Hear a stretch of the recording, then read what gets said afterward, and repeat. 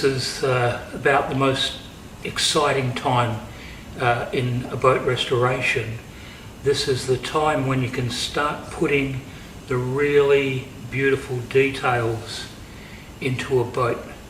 You could just restore a boat and replace the wood same as it was, or you can just go that little step further and really make it special.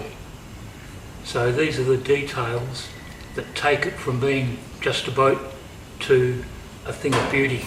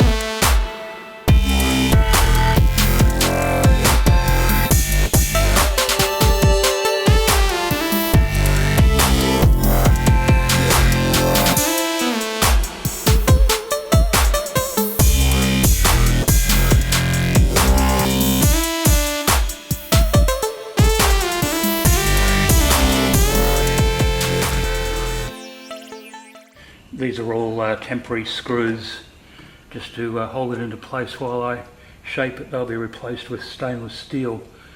But at the transom, where the rubbing strips come in to meet the transom, it's just too hard to bend the timber in to sit flush with the side of the boat. So what I'm going to do is I'm going to make a little wedge of timber to fit into there. It is actually flush here, but it just sort of bends under there, and that's okay. I'll just put a little wedge in there and it'll all be good.